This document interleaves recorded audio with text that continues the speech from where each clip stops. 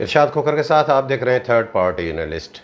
नाज़रीन, आज की रिपोर्ट में आपको आगाह करेंगे। ज़ाहिर है बड़ी ईद कुर्बान है। ईद कुर्बान कुर्बानी तो मांगती है। आपको आगाह करेंगे कि ईद के बाद अब किसकी कुर्बानी होनी है, कौन सीट पे नहीं होगा, और आपको आगाह करेंगे कि माफिया का सुरगना गुज़श्ता व्लॉग में भी आपको आगाह कर चुके, उसकी गुमशुदगी, अब उसकी गुमशुदगी से गैर एलानिया नज़रबंदी तक की कहानी क्या है और अफवाहें क्या फैलाई जा रही हैं। 35 अरब रुपए की करप्शन को क्या 10 अरब 11 अरब रुपए तक महदूद करने का कोई ड्रामा रचाया जा रहा है, और ईद के बाद क्या ये मामला यहाँ तक होगा या कुछ और गुमशुदगियाँ भी आपको आगाह करेंगे कि होंगी। 5-6 गुमशुदगियाँ और भी मुत्तवक़्क़ा हो सकती हैं। बाकी नाज़रीन, कराची में जो जुल्म हो रहा है आटे के हवाले से, मुख्तलिफ़ हवालों से, कि कितनी मिली भगत अब खुल के वो सामने बिल्कुल आ चुकी है। उसमें भी फूड डिपार्टमेंट वाले और फ्लोर मिल मालकान किस तरह मिले हुए हैं, किस तरह मिलकर अवाम को लूट रहे हैं और किस किस को क्या सहूलत हासिल है। और बाकी सहूलतकार, एक सहूलतकार का भी तस्करा ज़रूर होगा। वो ऐसा सहूलतकार के जो असल माफिया का सुरगना है, उससे घिनौने करतूत हैं। वो क्या करता रहा है, किस तरह फैसिलिटेट करता है, किस तरह घिनौने जुर्म वो छुपाता रहा है। और नाजरीन, बाकी एक मामला बड़ा मुझे तो अहम लग रहा है कि मुझे तो सुन के शर्म आ रही थी मुझे कि एक काबिल एहतराम मोतबर इदारे के लिए एक शख्सियत क्या कलमात कहती है भरी मीटिंग में, जिसमें उन्होंने गालम गलोच भी की थी अफसरान को, और उस गालम गलोच पे किसको गैरत नहीं आई, उसके सबब क्या है, उसके मुतल्लिक भी आपको आगाह करेंगे। तो वो दोस्त जिन्होंने अभी तक हमारा चैनल सब्सक्राइब नहीं किया, सब्सक्राइब कीजिएगा। वीडियो अच्छी लगे तो दोस्तों के साथ शेयर ज़रूर कीजिएगा।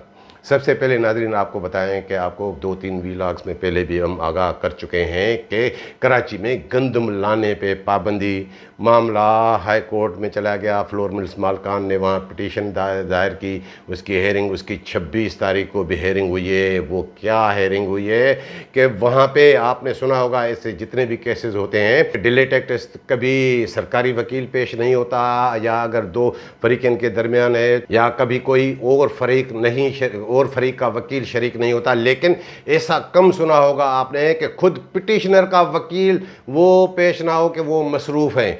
अब ये 26 जून को जो हेयरिंग हुई सिंध हाई कोर्ट में इसी मामले पे, वहाँ पे वो मामला ऑफिशियल डेट इसलिए हो गया कि हाँ ईद के बाद वो डेट आएगी, नई समाअत होगी कि पिटिशनर्स फ्लोर मिल वालों का वकील वो मसरूफ़ वो नहीं पेश हो सकता है कुछ और मामला भी हो। लेकिन उसमें आपको आगाह करें कि ये सारा मामला मिली भगत का है, टोपी ड्रामा है, सारी गठजोड़ वाला ड्रामा है। क्योंकि आपको आगाह करें कि 4 माह से पाबंदी है कराची में, आपने भी देखा होगा। लेकिन 4 माह से किराए क्यों नहीं हो रही? 4 माह से जायज़ या नाजायज़ तरीके से गंदम आ रही है।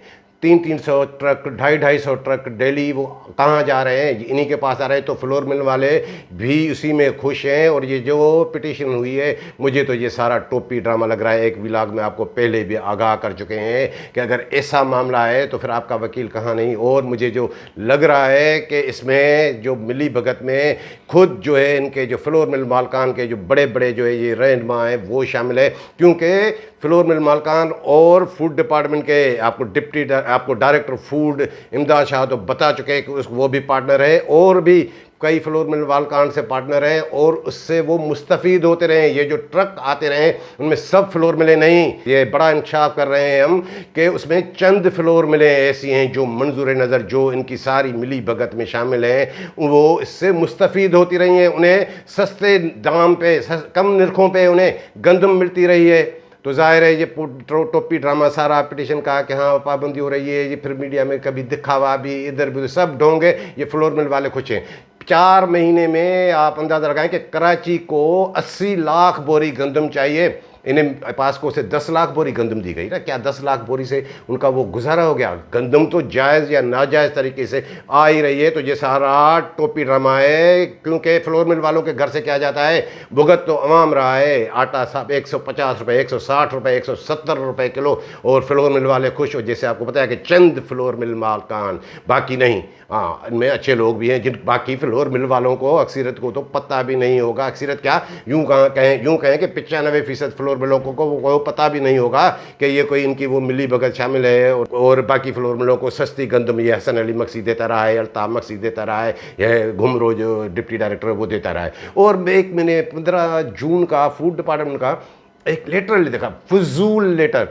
मैंने कहा इसकी ज़रूरत क्या है?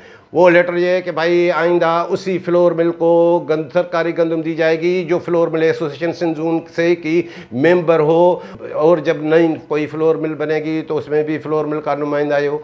अब ये फजूल इसलिए कह रहे हैं नाजरीन कि पहले ही ऐसा कानून बना हुआ है कि जब भी कोई असेसमेंट होती है, नई फ्लोर मिल आती है, उसके फ्लोर में उसकी फूड डिपार्टमेंट वाले अगर कोई असेसमेंट करते हैं कोटा देने से पहले कि यह है का चल भी रही है या नहीं चल रही है, तो उसके लिए ये शर्त तो होता है, ये वो एसोसिएशन के मेंबर हो ये हो। तो फिर ये क्या, ये इसलिए है कि ये भी जैसे आपको पता है कि ये चंद फ्लोर मिल वाले जो इनसे मिले हुए वो अपनी इजारादारी चौधराहट चाहते हैं, क्योंकि कई फ्लोर मिल वाले मेंबर होने के बावजूद हमने देखा है कि अंदरून सिंध और कराची में जो थोड़ा मामला चलते रहते हैं। अब चोर फ्लोर मिले वो अलग मामला है, चोर कौन नहीं है सिवाय चंद के, सब चोरी करते हैं। यानी इजारादारी कायम हो कि हाँ ये जितने भी फ्लोर मिल वाले हैं वो हमें आप घेर के दें, ताकि आइंदा जो कमीशन बटोरने के मामला तो ये हो सब हो कि ये फ्लोर मिल वाले ही कंट्रोल में रहे, कौन इसमें कोई अफसर या ये वो ख्वारी में पड़े।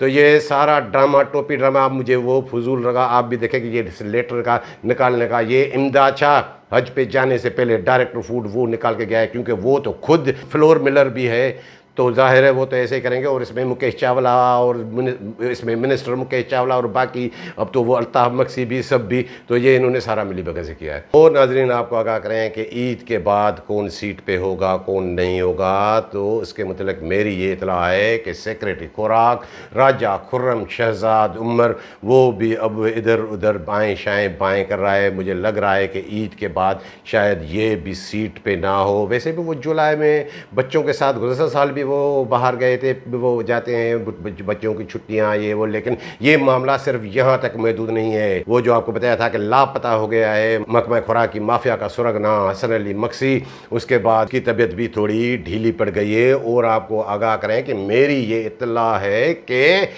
पंजाब से 3 गाड़ियां मंगवाई गई पंजाब के नंबर प्लेट से।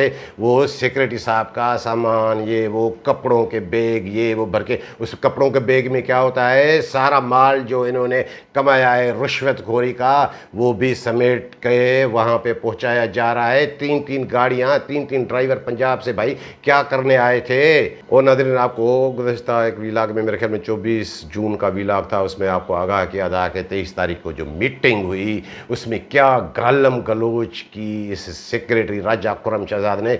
खुद को तो गालियां दी, लेकिन औरों की जो ऐसी की तैसी कर दी। अब उस गालियों को दोहराना नहीं चाहिए, लेकिन उस इजलास में एक उन्होंने ऐसा लफ्ज़ कहा कि शर्म आ रही है मुझे कि हमारे मोतबर इदारे, हमारे काबिल एहतराम इदारे, वो अपने उसमें बौखलाहट में यहाँ तक कह गए कि prestigious institutes on my foot, यानी काबिल एहतराम इदारों के लिए, हमारे मोतबर इदारों के लिए ये कोई सोच भी सकता है? ये कौन सी बौखलाहट है? पहले तो उन्होंने कहा कि हमें हिरासा किया जा रहा है और इदारे भी ये भी कर रहे हैं, लेकिन ये कल बात मेरे तक जब पहुँचे मैंने कहा भाई ये एब नॉर्मल बंदा ही कोई कह सकता है, ये नॉर्मल नहीं है। केस देख नहीं रहे कि अपने वो, फिर तो या तो प्रेस्टिजियस का लफ्ज़ इस्तेमाल ना करो, अगर आपको ऐसे ही करना है, ऑन फुट कहना है, ये भी वो उसमें कह गए। और नाजरीन आपको आगाह किया था कि किस तरह वो गालियां वहाँ बके थे।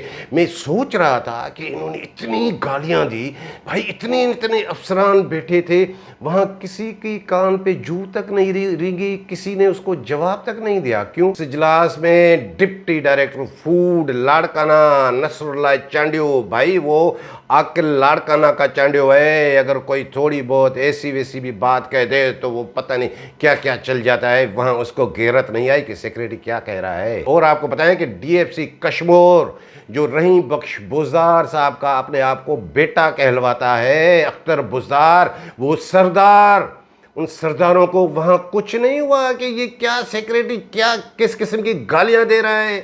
और वहाँ पे वो डायरी भी, जो अब डायरियों का भी बड़े नाम है, डिस्ट्रिक्ट नौशर फिरोज और डिस्ट्रिक्ट बेनज़ीराबाद में वो मैटर करते हैं, वो भी खामोश। और वो जो आपको बताते हैं डीएफसी नौशर फिरोज लगाए नान केडर वसीम जमाली, वो भी अपने इलाके का, अपने गांव का वो सरदार अपने आप को समझते हैं। अरे जमाली, तेरी जमालियत कहाँ गई कि इतनी गालियाँ सुन रहे थे? वो तो गालियाँ सुनेगा। वैसे ही नान केडर बंदा, वो 16 ग्रेड का अकाउंट ऑफिसर, अब उसको तो वो तो बेनिफिशरीज है कि डीएफसी लगा हुआ है, इनमें से किसी को नहीं आई। और मैं सोच रहा था कि ये जो करीबुल्लाह सुमरो डिप्टी डायरेक्टर सखर हैं, वो ये क्यों खामोश था? तो मुझे समझ आ गया ये तो वैसे ही है भी वो सुमरो कच्ची पिंडी और वो है भी समझौता एक्सप्रेस। लेकिन ये लोग इस पे खामोश रहे। किसी ने उठकर ये तक नहीं किया कि मैं ये कलमा तक कहने की जरूरत नहीं की कि हम इजलास का बायकॉट करते हैं, ये क्या लैंग्वेज चल रही है गैर पार्लियामेंट। लेकिन वो सब उन्होंने क्या है कि सारा माल का मसला है कि हाँ थोड़ा बहुत इधर करेंगे तो फिर सीट पे नहीं रहेंगे। अब नाजरीन आपको आगाह करते हैं कि महकमा खुराक की माफिया का सुरगना हसन अली मक्सी जो 20 जून से लापता हुआ था, उसके लिए अब जो सोशल मीडिया पे मैं देख रहा हूँ, कल मैंने एक सिंधी चैनल पे भी कोई खबर देखी, लेकिन खबर कहाँ से चल रही है? दादू से। और आज मैंने एक सिंधी डेली है, कावश, बड़ा अखबार है सिंधी का, उसी में भी मैंने खबर देखी। खबर कहाँ से चली है? दादू से। खबर क्या चल रही है कि हसन अली मक्सी को नेब ने गिरफ्तार कर लिया है। नेब इस्लामाबाद ने उन पर इल्ज़ाम है कि उन्होंने गंदम स्मगलिंग कराई है 9 अरब रुपए की। अफगानिस्तान कहाँ ये इतनी 35 अरब रुपए की करप्शन, और 9 अरब रुपए की और 1.5 लाख बोरी गंदम की वो भी उस पर करप्शन है। और 1.5 लाख बोरी वो आपको बता दें कि वो जाली डीआर के ज़रिए वो गुज़श्ता साल की है वो। लेकिन ये खबर आ गई, मैंने जब उसकी थोड़ी तस्दीक की कि मैंने कहा कभी वो नेब वालों का तो अपना तरीका होता है, कभी वो नहीं भी जारी करते, वरना अगर किसी की गिरफ्तारी होती है तो वो उसके मतलब कोई प्रेस रिलीज आ जाता है और बाज़ औक़ात नहीं भी आता। मैंने मालूम किया कि क्या कोई नेब की टीम, कोई दादू वादू कोई आई थी, कोई ये वो, कुछ भी नहीं। तो फिर ये मामला क्या है? आपको बताएं कि इस खबर में मैंने जो मालूम किया है कि सदाकत नहीं है। ये खबर किसने चलाई है? ये खबर चलाई है शहजाद शाहानी, जो अली मक्सी को अपना डेडी मानता है, जो डीएफसी अभी जाम शुरू लगा हुआ है। आपको बताया था ना कि 2 बड़े किरदार दिलशाद सुमरो और ये सब, इससे ये दोनों सबसे ज़्यादा हसन अली मक्सी से क्लोज हैं। उनकी तवज्जो से मेरी जो ये इतला है कि ये खबर चली है कि ये तासुर जाए कि हाँ बस वो डिक्लेयर हो गया मामला, वो बस कल आ रहे हैं। और आज ये भी इतला थी कि अल्ताफ़ मक्सी, वो जो आपको बताते हैं बागड़ बिल्ला डीएफसी कंबर शदात कोट, वो ये कई लोगों को कह रहे थे कि नहीं सेक्रेटरी खुराक साहब गए हैं रावलपिंडी, वो कल ईद है तो हसन अली मक्सी को वो लेके आएंगे। जब ये सारी खबर ये वो आपको बताने का मकसद क्या है कि भाई 35 अरब रुपए की करप्शन है, आप उसको क्या ये 9, 10, 11 अरब रुपए तक महदूद करना चाहते हैं? क्या नेब ने गिरफ्तार? नेब भाई, नेब का कोई तरीक़ेकार होता है, ठीक है, नेब में गिरफ्तारी आएगी, वो भी मरहला आएगा, लेकिन ये इसके 35 अरब रुपए की करप्शन किससे छुपा रहे हैं? जाहिर है कि ये जो फूड डिपार्टमेंट में करप्शन होती है, सिर्फ मुकेश चावला तक मामला महदूद नहीं, वो तो हाउस तक मामला जाता है। और जब इतनी बड़ी करप्शन, मेरी जो इतला है, ये जो 35 अरब रुपए की करप्शन है, उसमें से मुकेश चावला के पास कितने पैसे गए होंगे? 8, 9, 10 अरब रुपए। बाकी तो उन्होंने खुद करप्शन की है। ये अगर 100 रुपए की करप्शन करता था तो मुकेश चावला को ये आगाह करते थे कि 20 रुपए हुए, बाकी तो ये खुद खा जाते थे।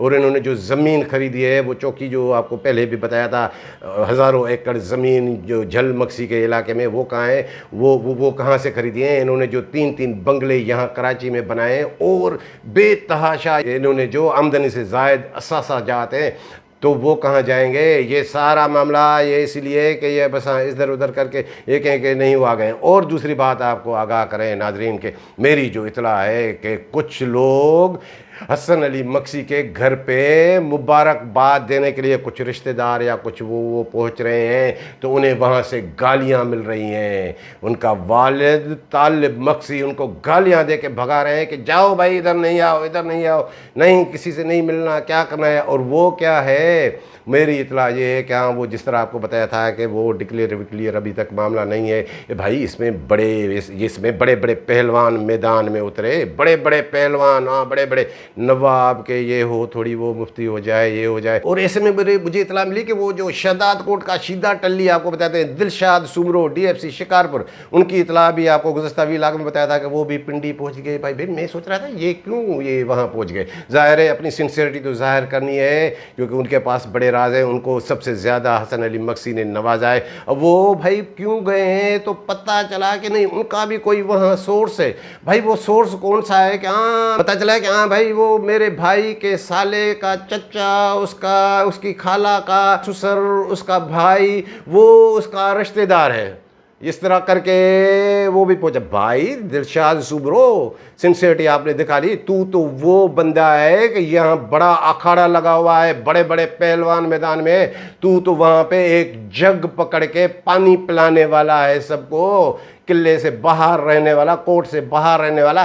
तेरी औकात। अब तो आपको ये शायद फिक्र लगी हुई है कि अब ये हसन अली मक्सी के बाद क्या होगा। और हाँ, मेरी ये इतला है कि ईद के बाद हो सकता है कि 4-5 और लोग शायद वो ऐसे ही जो है खुद साख्ता तौर पर गुमशुदगी या कुछ उनसे भी कोई पूछ गाछ का मामला हो जाए। बाकी जहाँ तक हसन अली मक्सी की मुझे जो इत्तला है कि जिस तरह आपको हसन अली मक्सी के मुतल्लिक़ बताया था कि वो खुद साख्ता गुमशुदगी है या क्या है, वो मामला तो अपनी जगह, क्योंकि ये बड़े जो है अहम मामला हैं, बड़ी करप्शन है, बड़ा हाथ डाला गया। आपको बताया था कि मजबूत हाथों में। लेकिन अब मेरी ये इत्तला है कि अब वो ज़ाहिर है जब इतना बड़े पहलवान मैदान में उतरे, बड़े बड़े नवाब मैदान में उतरे, तो उन्हें मशरूत तौर पे थोड़ा मेरे ख्याल में वो कुछ मामलात वो बने हैं कि अब वो नज़रबंदी, एक तो नज़रबंदी होती है कि वो ऑफिशियली होती है कि हाँ भाई फलां घर को ये वो सब जेल करार दिया जाएगा। नहीं, ये गैर एलानिया नज़रबंदी है, ये खुद साख्ता नज़रबंदी है। वो इसलिए भी है कि अब कोई आए ना, ये ना देखे ना कि ये तो इधर था, ये कैसे आ गया, फलां आ गया। लेकिन असल मामला ये ईद के बाद बढ़ेगा। और पता है जब देखेंगे कई अफवाहें उसमें चले कि नहीं, ये तो यही चले कि सेटलमेंट हो गई है, सारा कुछ ये हो गया है, इधर हो गया है। और सबसे बड़ी जो बात आपको बताई कि ये 10-11 अरब रुपए तक के मामला, ये महदूद, ये 35 अरब रुपए की करप्शन। लेकिन हमें एतमाद होना चाहिए अपने सिस्टम पे, अपने इदारों पे।